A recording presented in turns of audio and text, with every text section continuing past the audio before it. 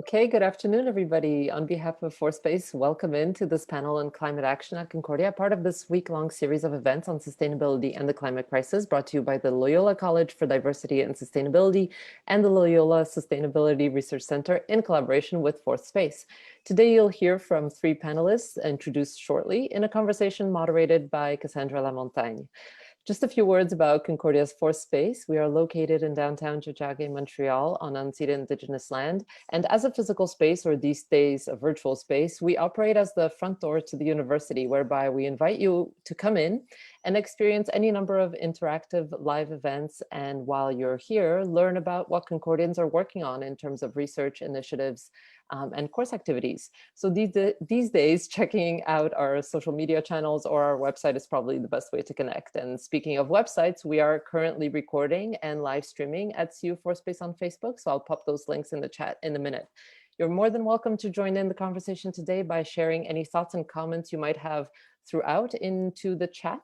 However, if you have specific questions you'd like the panelists to address and you'd like Cassandra to bring those questions to the panelists, we invite you to participate in one of two ways, either by activating the Q&A box, so popping your question in there if you're a texter, if you like to type it out, or you're more than welcome to raise your little virtual hand and we'll be happy to sweep in and unmute you and allow you to speak and ask your cue that way. On that note, it's my pleasure to pass the floor over to kind of the mastermind behind this week of activities, Rebecca Titler. Welcome, Rebecca. Thank you, Anna, and thank you for all your work here, and all of the work of all of the ForeSpace team has been invaluable here. Welcome, everyone.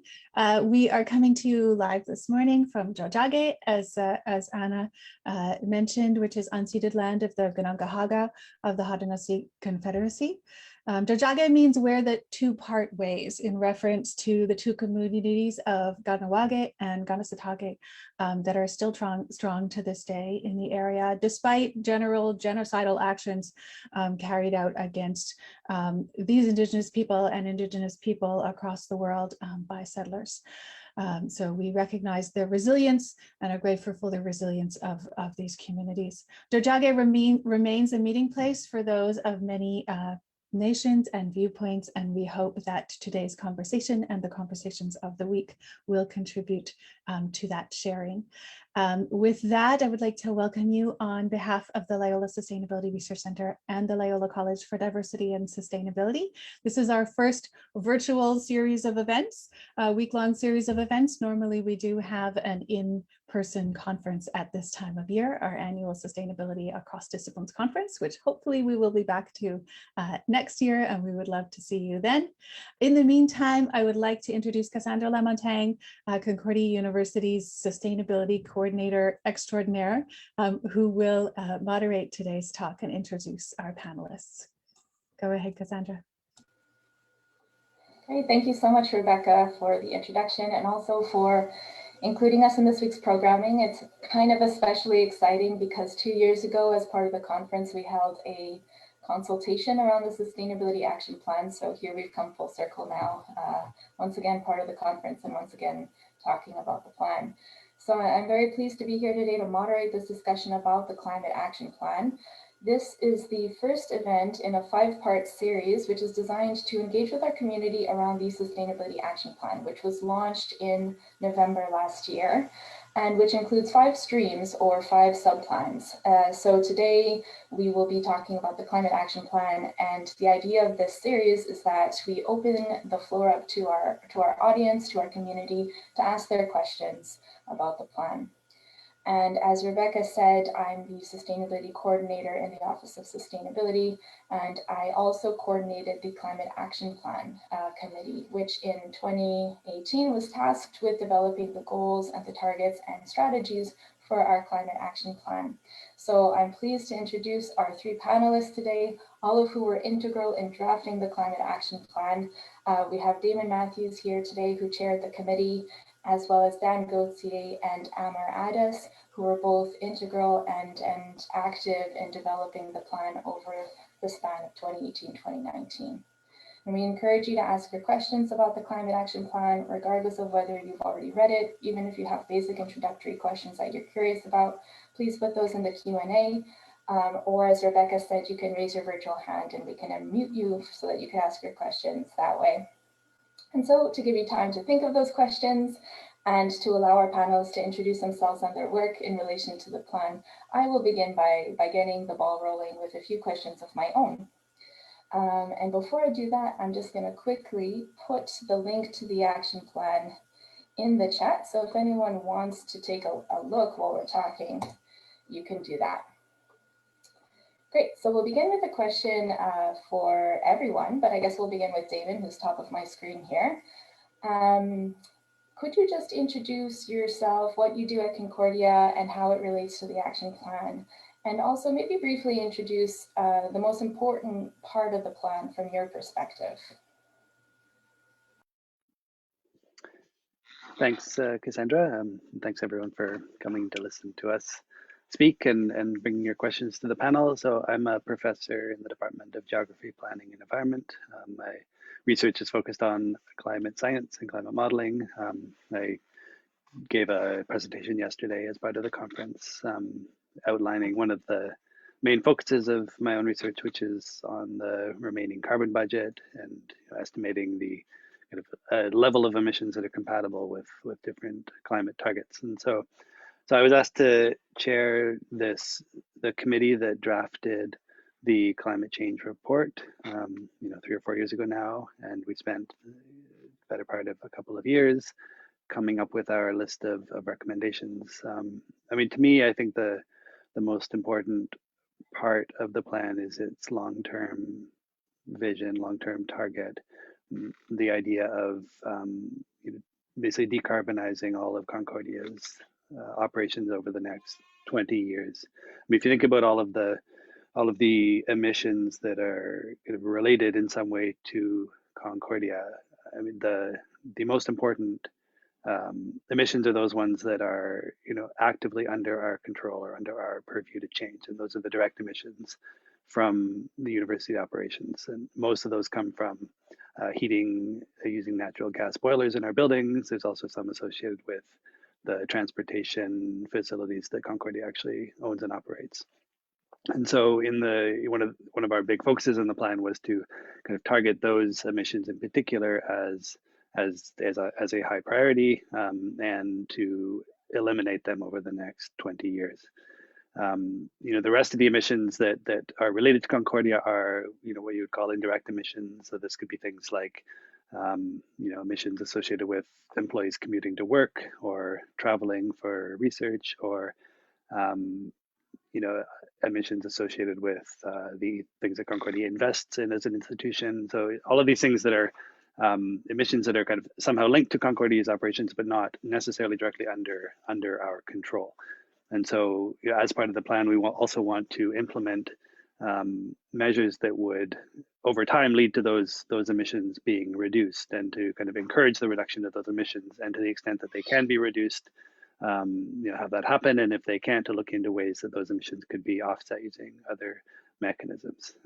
So these are kind of the two prongs of the plan. One is, eliminate all of the direct emissions that we are able to actually, implement ourselves. And then secondly, to embark on actions that would facilitate the elimination of the indirect emissions that are ultimately under other people's control, but that Concordia can influence by the types of incentives and infrastructures that we develop over the next couple of decades. Great, thank you. So turning now to Dan, same question. Can you introduce yourself, your work at Concordia, and how it relates to the plan? And from your own perspective and the work you do, what do you think is the most important part of the climate action plan? Hi, everybody. My name is Dan Gauthier. As mentioned, I've been working at Concordia for 11 years now in the Facilities Management Department as an engineer. I'm an alumni of Concordia's Building Engineering program, which has energy efficiency and environmental impact as part of its core values. So bringing that forward into my job, what I do at the university is oversee all of our energy use in our buildings, be it electricity or natural gas or heating oil. I do a lot of reporting on that. I also work on energy efficiency projects in the university to try to reduce our total impact. Up until recently, we've been using heck of a lot of natural gas due to its low cost versus electricity. But now that the paradigm is shifting and we're aiming to decarbonize, my main role in this, and what I think is probably the most important, would be converting our natural gas heating equipment to electricity, which in Quebec is 100% renewable. So this would greatly reduce our carbon footprint and leave us with a university running very lean on carbon in general. Now, there are certain exceptions to this decarbonizing move that we're making. In some of our buildings, we can't just get rid of the natural gas heating because it's there to be able to work in the case of a power outage. So our residents and our science buildings have to be still stuck with natural gas as a heating source, which is why we're pursuing at the same time renewable natural gas, which here in Quebec has become available more recently through Énergir. And so we're working to get what little gas we would be forced to be left with as renewable natural gas. Wonderful, thank you.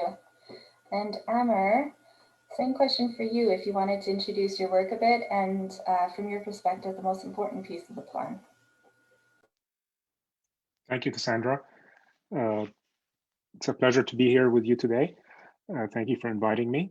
I have several roles at Concordia as program director at JMSB for the Van Berkom Investment Management Program and Case Comp, which is what you see behind me there coming up next week.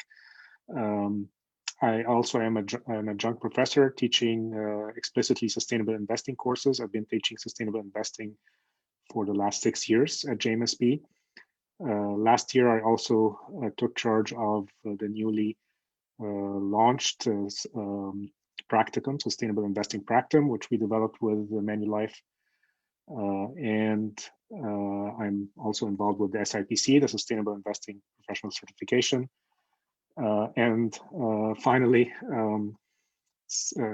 coming up, I expect to take over as academic director for sustainability at JMSB, mainly to take responsibility for the sustainability ecosystem, which we're also have launched last year and are working in collaboration with a number of foundations to spread knowledge of sustainable investing and sustainability in general.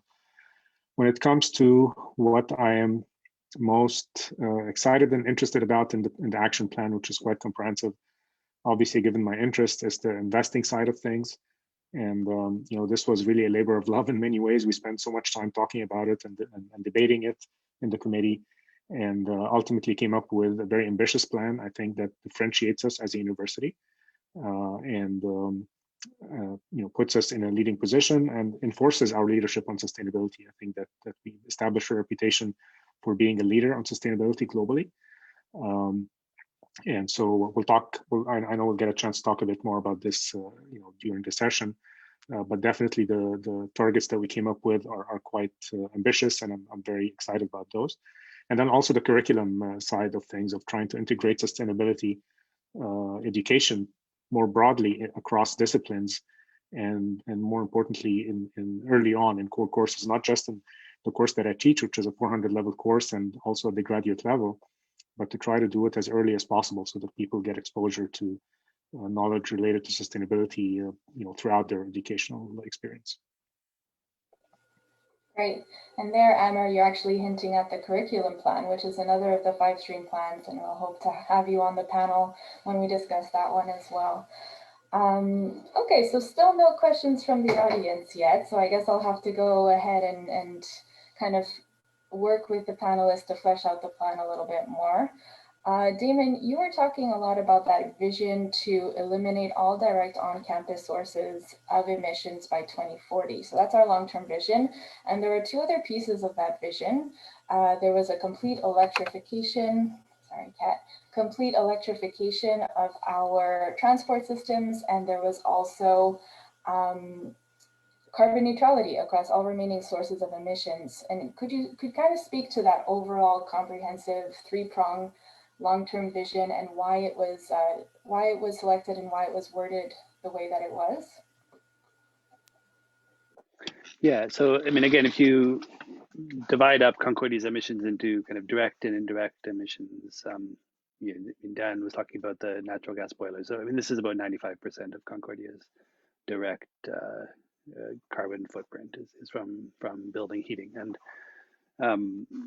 so it deserves its own target, if you will, to kind of drive those emissions down and replace those boilers with non-emitting technology that is readily available in Quebec. So on the kind of electrification of transportation piece, I mean, so there is some, Concordia does have a vehicle fleet, and so it does make sense to electrify those that fleet directly. It's a pretty small piece. By far, a larger contribution to emissions is the vehicles that employees of Concordia own and drive to come into campus. And so one of the ways of encouraging a transition to electric vehicles for personal use is to provide electric infrastructure to support those vehicles. And so one of the things we discussed quite extensively on the committee was electrifying all of the parking that Concordia manages, both downtown and at Loyola. And so over this 20-year period, if we can roll out 100% electric parking, that will then support the transition to 100% electric vehicles in society in general, in particular the people who are commuting or need to commute by car to Concordia's campuses. And so then, again, the third tier of emissions is ones that are a little bit more diffuse, a little bit more difficult to quantify, but the Concordia nevertheless has some role in producing. And for example, research travel would be a good example. As researchers, we often, for various reasons, have to travel around the world, and typically that travel is not using low emissions technology. And so, as society, decarbonizes and transitions to alternate forms of transportation, I mean, low emission transportation options will become more available. But in the meantime, we can nevertheless estimate Concordia's, claim to those emissions and seek to offset them using, strategies that would kind of bring those emissions to carbon neutrality over time. Perfect, thank you. Next up, a question for Amer. The climate plan includes a 5-year target to achieve 100% sustainable investments by 2025, which is very ambitious, as you mentioned. That includes a divestment from coal, oil, and gas. And but separately to that, also the 5-year plan is to allocate 10% of the foundation's investments into impact investing. So could you speak a bit to the difference between what sustainable investments are and what impact investments are? And in your opinion, what kind of investing decisions at Concordia would generate the most positive impact? Sure, yeah, that's a great question, Cassandra. So first off, the difference between sustainable investing and impact investing at a very high level. Sustainable investing is essentially the integration of what we call ESG factors, so environmental, social, and governance factors, into investment decision making. And in many ways, it's increasingly becoming just investing, right? Because these are not some kind of obscure or insignificant issues that need to be taken into the investment analysis process. Any good analyst will factor in all material, quote unquote, material or significant variables into their investment decision making. And we live in a world today where ESG factors are increasingly material, increasingly significant, right? The climate emergency is here to stay. It's not going anywhere. And according to the Sustainability Accounting Standards Board, SASB, 72 out of 79 industries that it tracks are exposed in some way to climate challenges, risks, and opportunities. So that's what sustainable investing is simply taking those factors into account into the investment decision process. Impact investing essentially seeks to achieve measurable environmental and or social impacts alongside financial returns, right? So it is not philanthropy. There is a misconception among some that it's about giving money away or somehow accepting lower returns.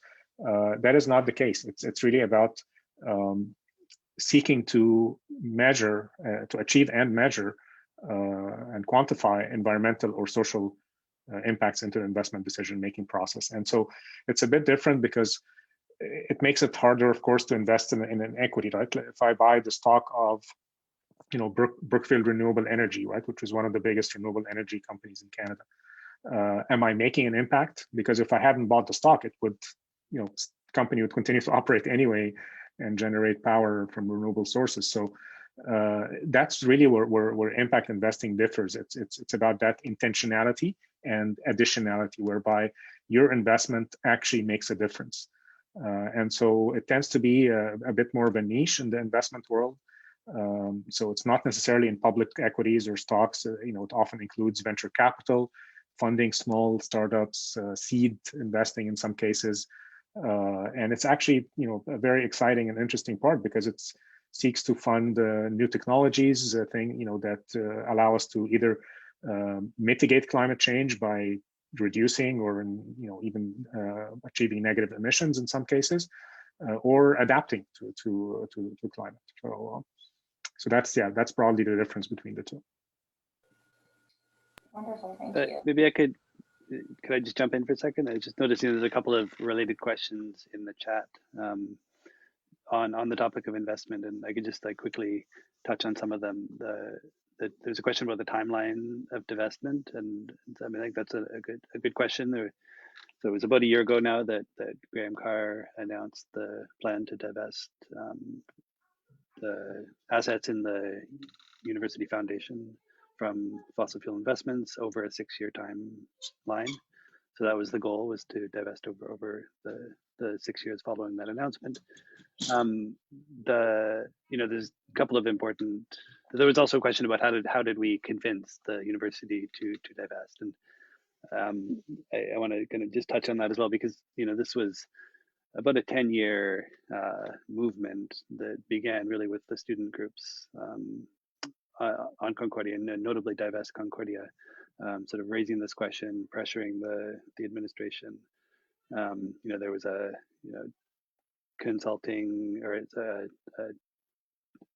working group set up to kind of allow students and representatives of the university community to speak with the managers of the board of the foundation, and so this momentum, I think it took quite a long time for the university to come around to the idea of divestment. And on the climate plan, we came into this conversation near the end of that process, and we did have a lot of conversations with amongst myself, some of the student representations, AMR, and also the university treasurer, who was represented on the climate action plan committee. And so in the end, Graham Carr was convinced and decided that this was the way to go. And so that was a big step in the right direction, and kudos to all the people who kind of led that movement over those years. I will say that the decision to divest only actually applies to Concordia's foundation endowment. There is still a very large pool of investments operated by the pension fund, like Concordia, that has not implemented any sustainable investment strategies at this point. And so there is still work to do to tackle divestment with respect to the pension fund, which is also actually quite a bit larger fund than the endowment itself. So that process is ongoing and remains to be completed. Great, thank you, Damon, for answering that. That answers the bulk of 2 questions that were asked from the audience, but I'll ask Amber to follow up on the reporting side of things. People are wondering how Concordia intends to be transparent about reporting back on this process to the community. Yeah, it's a great question, and I was reading, as Damon was speaking, also I was reading the questions. So I think first of all, what everyone needs to understand is that Concordia does not invest directly in stocks or in as one of the questions had mentioned, kind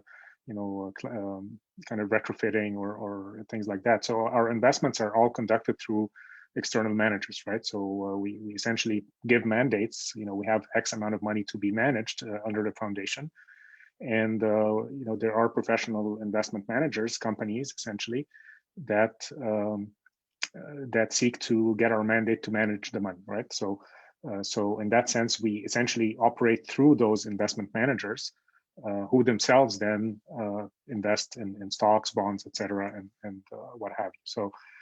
So in that sense, that's the ongoing process, right? That we're going through right now in order to achieve the promised commitments by 2025.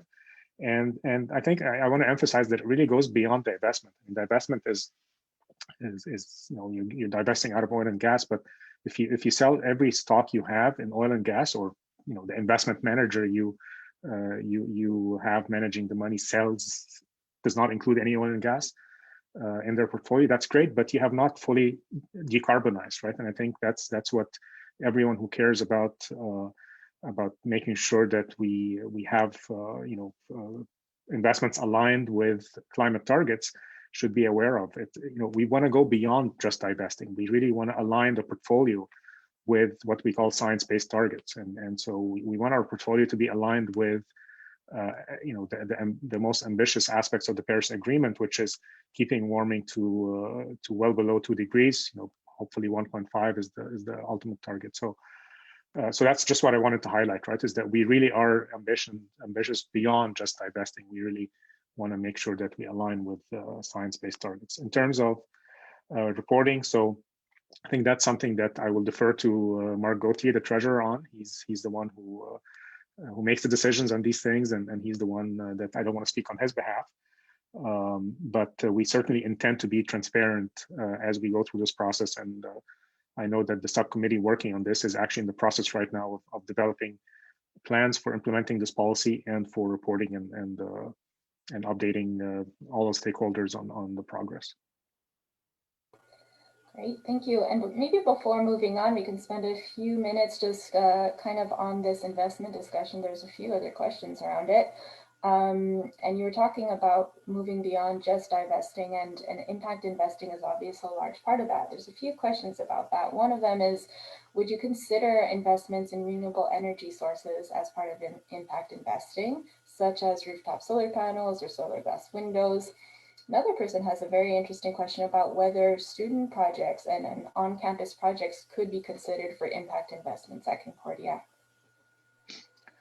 Yeah, so that's actually one of the commitments that Mark Gauthier has made in allocating the impact funds, is to support the local projects and specifically with the student involvement. But obviously, these are investments that are again, it's not providing funding for a project without expecting a return, right? It is an investment that seeks to achieve a return, and of course the custodians of the fund are fiduciaries. They have a responsibility to make sure that they fulfill the mandate, which is achieving financial return alongside impact, environmental or social impact. So yes, Mark is certainly seeking projects that benefit the local community, and if there's student involvement, then absolutely, that's great as well. In terms of rooftop solar or retrofitting buildings and so on, again, it depends on the form of the investment, right? So if impact investing is mostly not done through the purchasing of the stock of a company. It's done often through private investments. So you're providing funding, for example, to a venture capital fund that itself funds those startups, new technologies, right? So for example, there's a company that is called Carbicrete. So they essentially have developed a technology to build concrete-free cement, which as bizarre as that sounds, but it actually captures and embeds carbon. And I'm not going to pretend to understand the chemistry exactly and the process by which this works.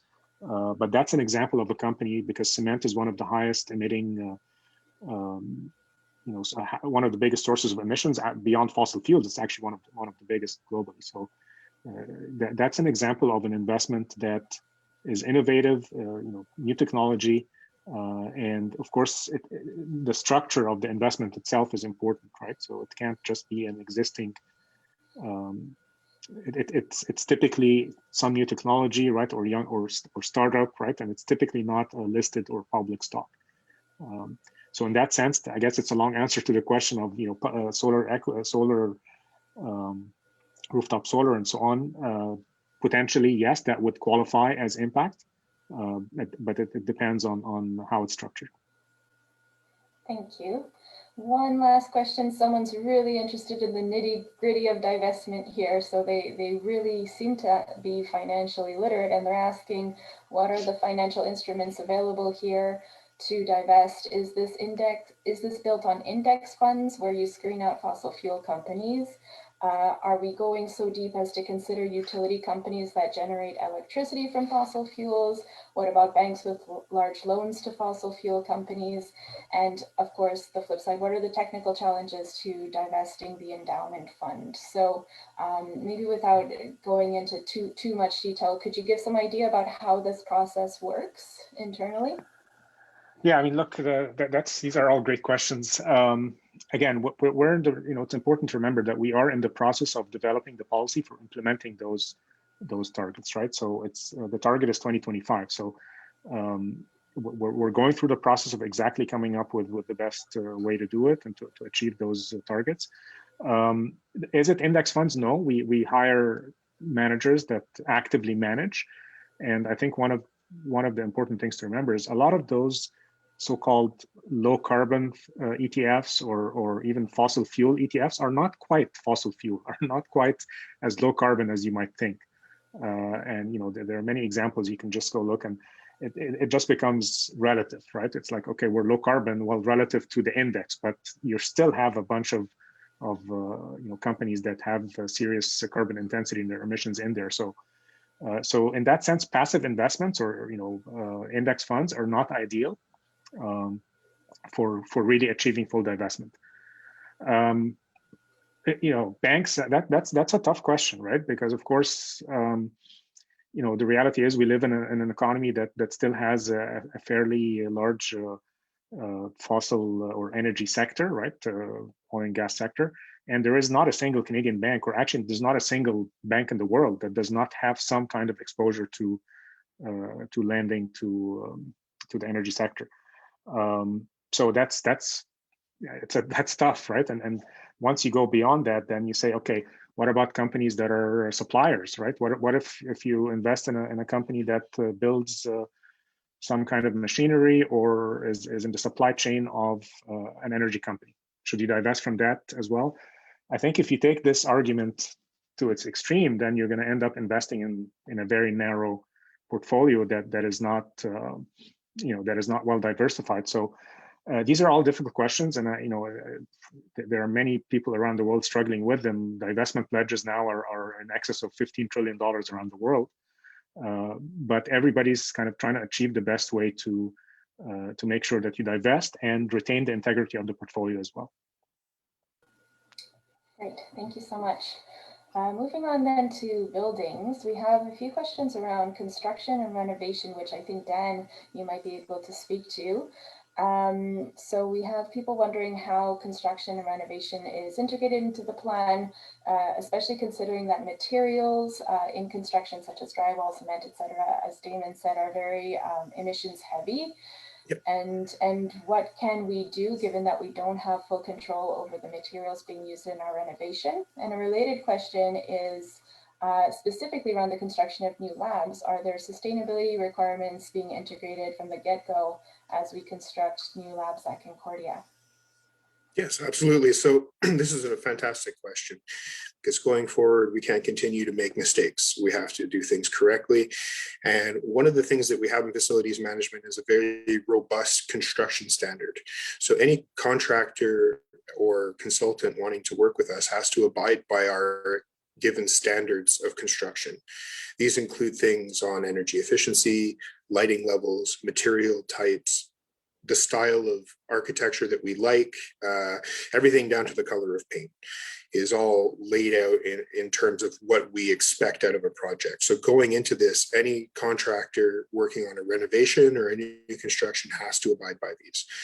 Going further than that, in terms of new construction, like the hub building that we just put up at Loyola, That building is going to be LEED certified. We don't know what level yet. We're aiming for gold. And part of that certification process is showing that we have responsible construction techniques and materials. So the tech terms of recycling and recuperating waste from the construction site are there, as well as what types of materials, and a certain percentage of the building has to be made of recuperated materials. So right there, in following LEED for our new construction, we're kind of protected going forward. The general principle here is, unfortunately, that expansion contradicts minimizing our energy footprint. So anytime we build a new building that was not there before, we're adding to the overall net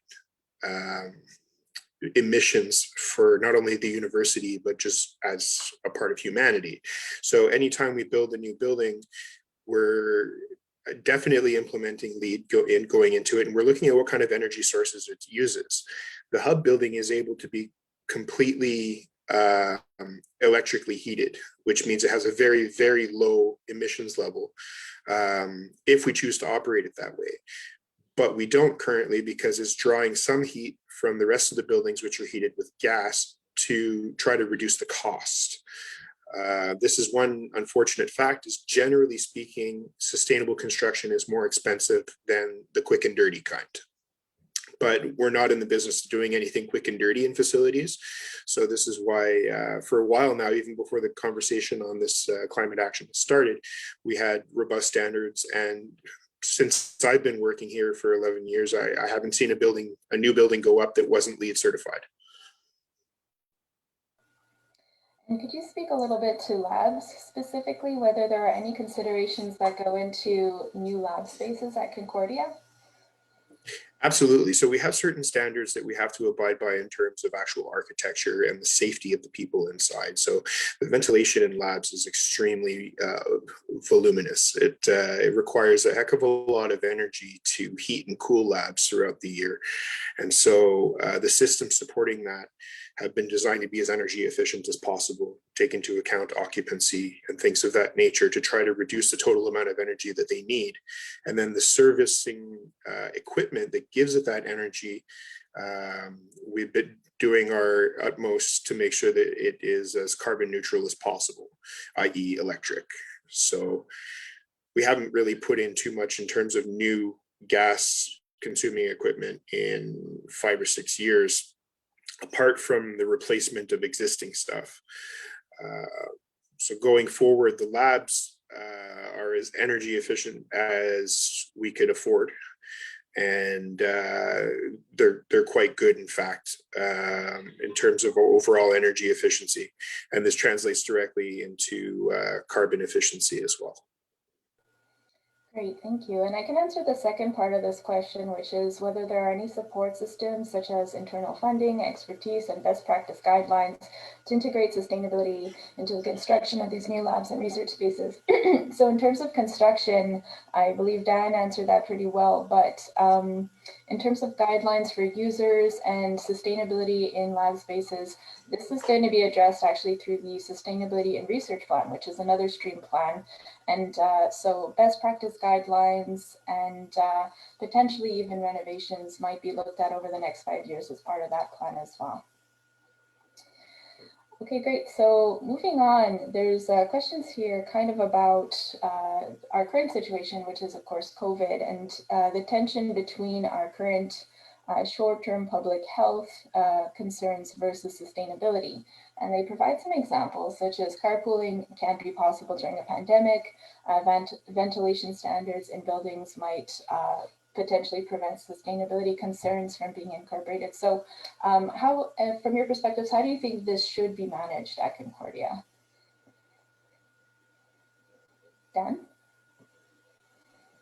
From the facilities point of view, the one thing that really spoke to me from that question was the ventilation aspect.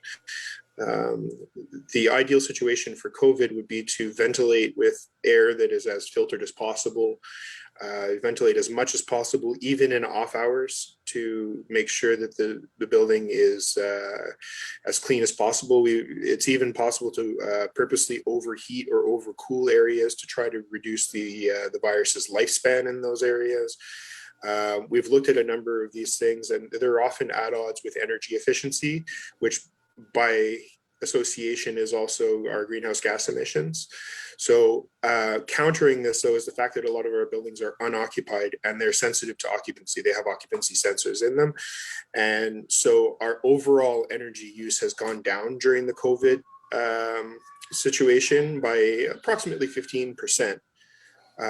Which for some sounds like a lot, and for others it doesn't sound like a lot. So that's a whole nother debate. But in general, though, the measures that we've put in place in the occupied areas have increased the amount of energy being used, and so they're sort of contradicting the losses that we've or the gains that we've made from the loss of occupancy.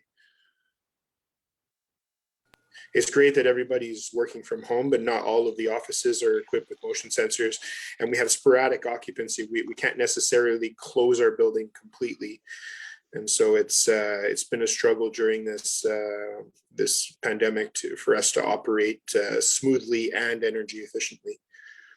It's always a combat.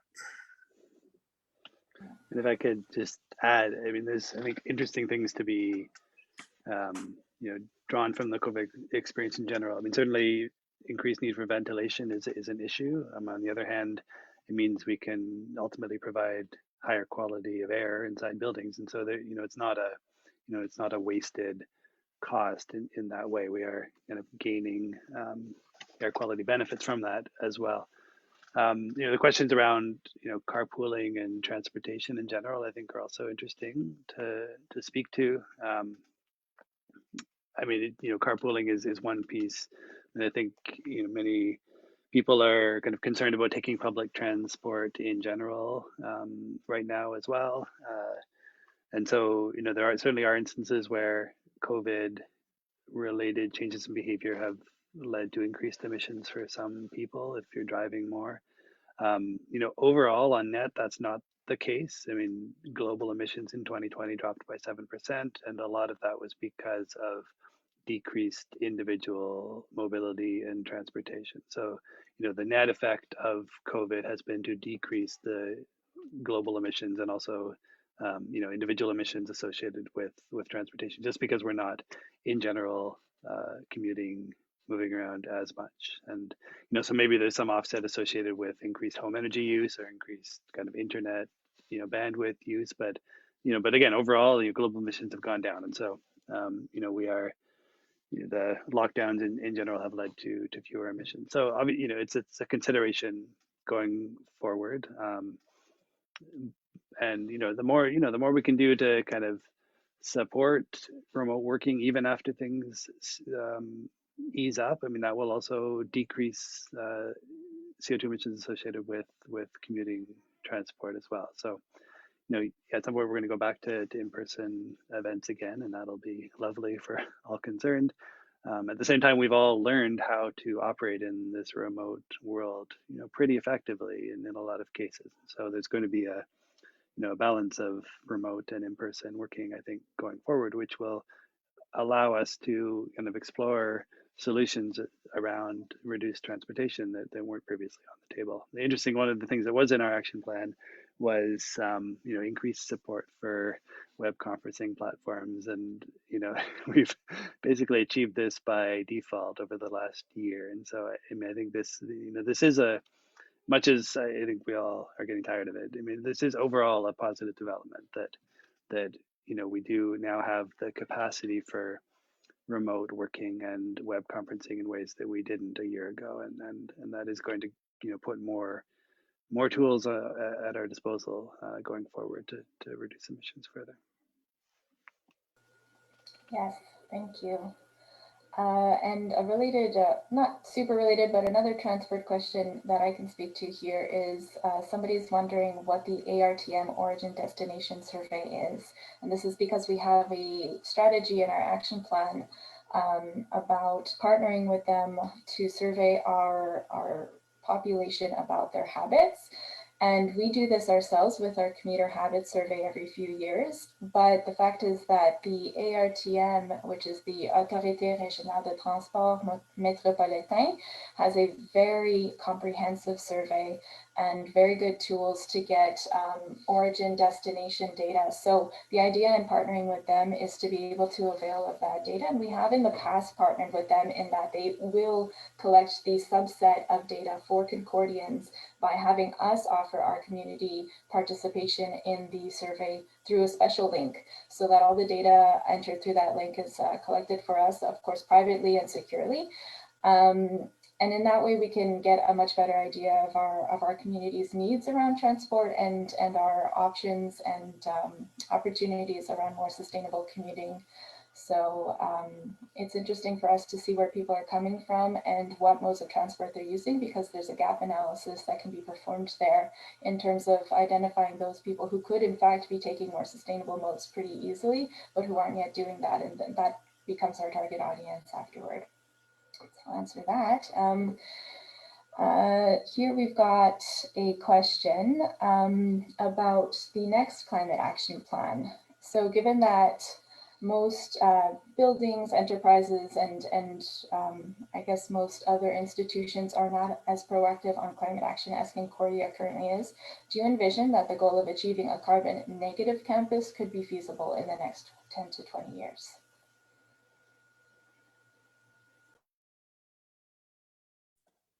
I could speak to that. I would say in the next 10 to 20 years, likely no. Maybe set your sights a little further than that, but yes, it could be possible. The thing is that currently our energy needs versus our square footage of total available land space doesn't let us generate enough electricity for ourselves on its own. So we would have to get to a situation where we could generate on-site enough renewable energy to actually export some of that and make ourselves net negative. Maybe I could jump in. There was a question in the chat about what carbon offset programs are available to Concordia, which maybe if you think about carbon negative more broadly than kind of energy consumption directly.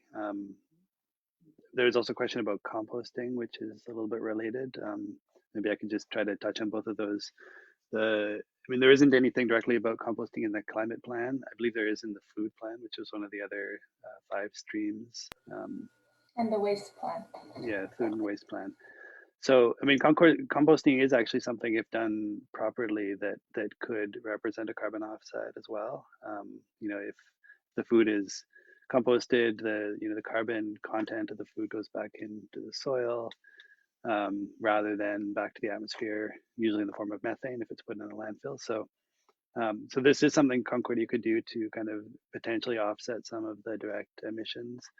Other offsets, of course, we can plant trees, and to the extent that they grow and thrive in an urban environment, those would remove carbon from the atmosphere over time. I think it's worth kind of going through the list of what is kind of physically Concordia can actually do on our own operations first, before looking at kind of funding other carbon offsets. It's always difficult to identify what carbon offsets out in the world are actually real and also kind of additional, in the sense that they wouldn't happen without this particular investment. And so, to the extent that we can do things ourselves and kind of direct that offset investment towards our own kind of carbon footprint, I think that would be a really good place to start. I would echo Dan's, skepticism about carbon negative possibility within the next 10 to 20 years. I would also say that things are moving very quickly, and options emerge that we hadn't even thought about last week, and so I think there's it's hard to say what will in fact be possible over the next 20 years, and it's worth setting targets that are as ambitious as possible to try to push the envelope of what is actually possible and make things that were previously difficult to imagine become actually feasible to do. Can I add on that, Cassandra? I think it's important to remember that we as an institution can do everything we can to decarbonize and move towards being carbon negative as much as we possibly can. But we're not an island, right? We operate within an economy and a city and a province and a country and a world, right? And we can only lead so far before we have to wait for everyone to catch up. And in that sense, I think things are really are moving very quickly. And I think as much as we've seen, at least from my side in the investment world, things dramatically change over the last couple of years, and I really mean dramatic. I think we're in the early stages, and I think that this transition to a low carbon economy, it's not a cyclical thing. It's not something that is going to be like any change any of us has experienced before. This really is a massive transformation of the economy as we know it. And in 10 years, I think things are going to look very, very different than they do today. So who knows what will come up in the next few years, as Damon said. And it's really the reason I feel confident saying that is that what is the alternative? What other choice do we have? Right? Is just to sort of just accept the climate emergency and surrender? I don't see that happening at this point. So I'm optimistic in that sense.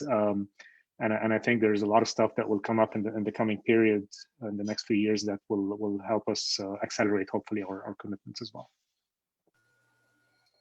Thank you. And you spoke about us not operating as an island and the fact that we have a core mission to deliver on. And this brings me to another question about academic conferences.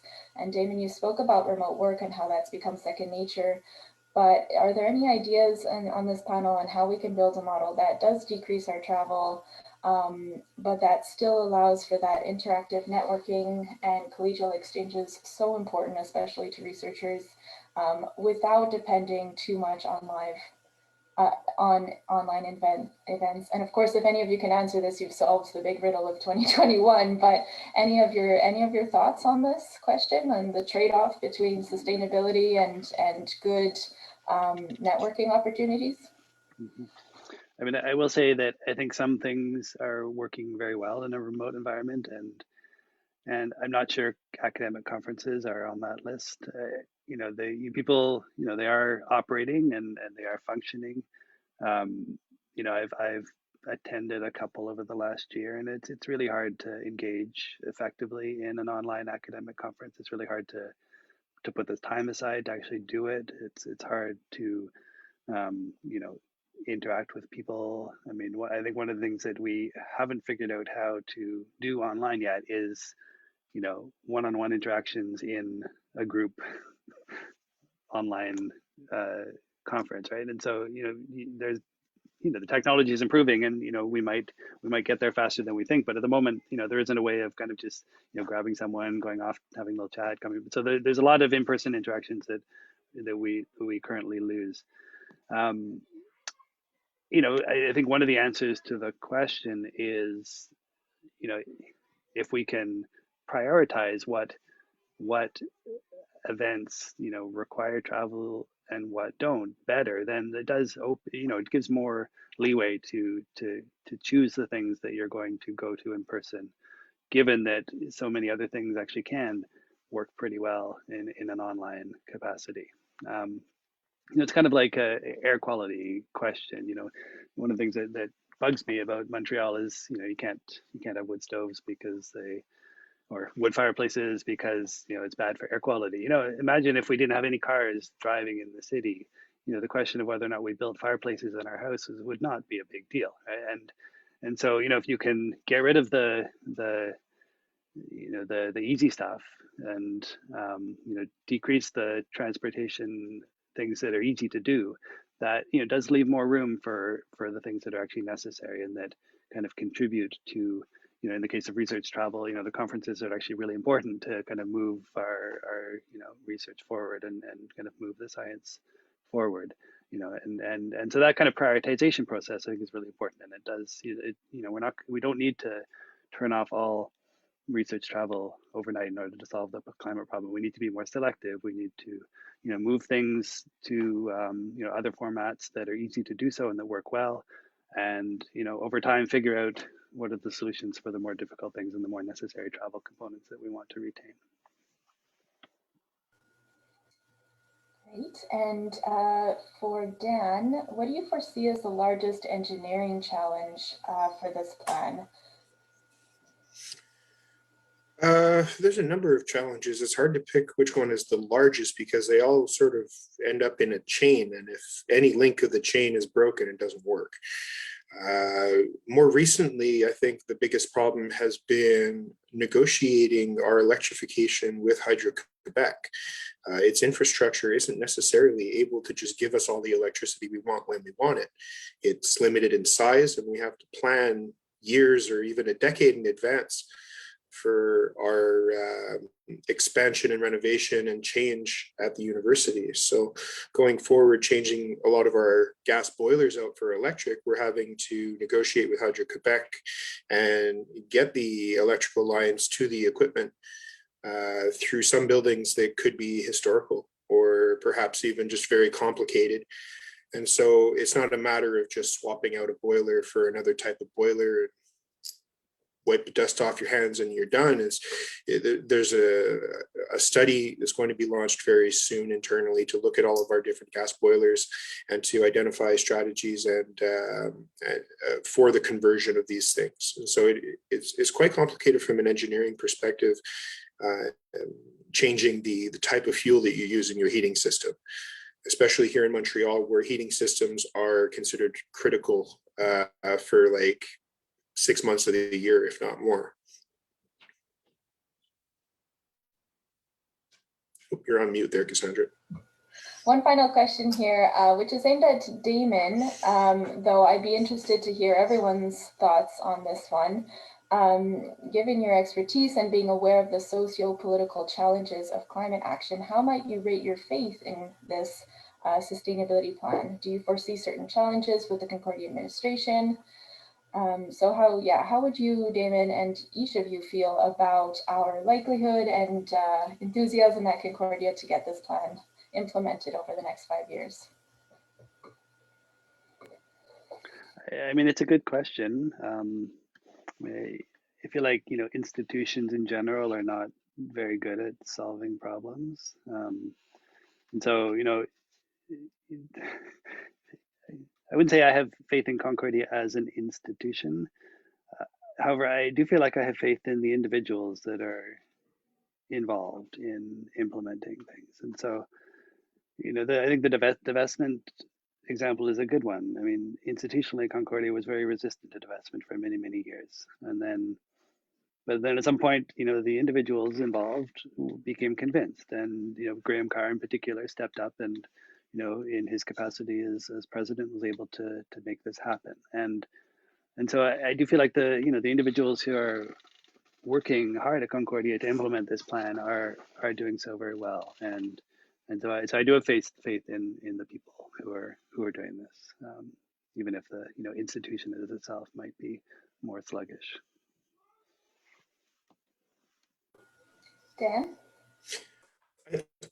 I think that to continue on what Damon was saying, things will be gradual, but also inevitable.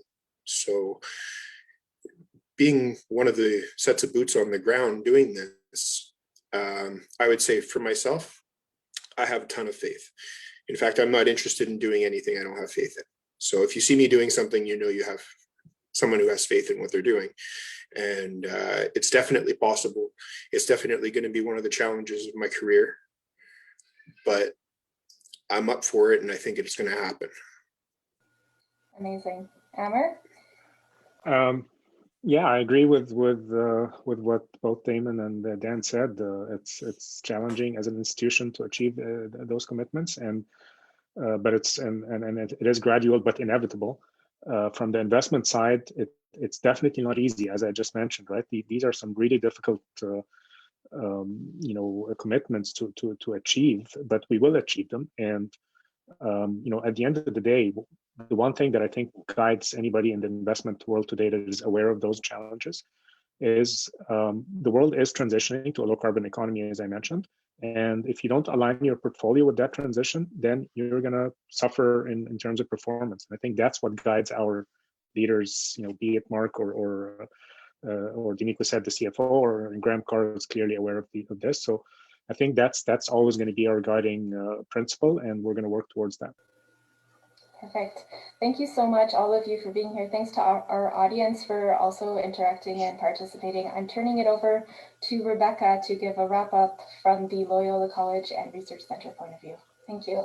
Thanks so much, Cassandra, and thank you to all of our panelists. This was really informative, and we look forward to following to see what happens in the future with this plan and with following plans. It's very exciting.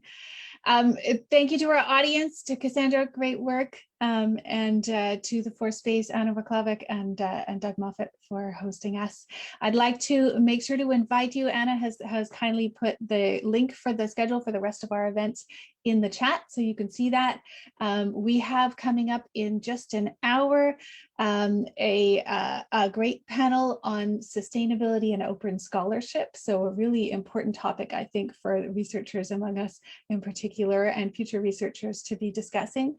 And then at 4 o'clock today, we have a debate on what future cities should look like, featuring a whole slew of our cities researchers here at Concordia. We have 4 events every day for the rest of the week, so do check back. Tomorrow we have a policy discussion, for example, on the Keep It in the Ground movement. On Thursday, for the students among you, we have a careers panel, careers in sustainability. So do check in. There's lots and lots going on. And thank you all for being here today. And with that, I'll leave it to you, Anna, and we will see you in an hour, hopefully. Sure. You said it all, Rebecca, and you said it so well, Cassandra. Great job moderating. And thank you, Dan, Amber, and Damon, again, for actually taking the time and having the time to engage in this important conversation and answer these questions. I think we all appreciated everyone who's joined us here today. So thanks. Okay, we're closing up shop. We'll see you again soon. Thanks, everybody. Have a good afternoon. Enjoy the sun. Bye.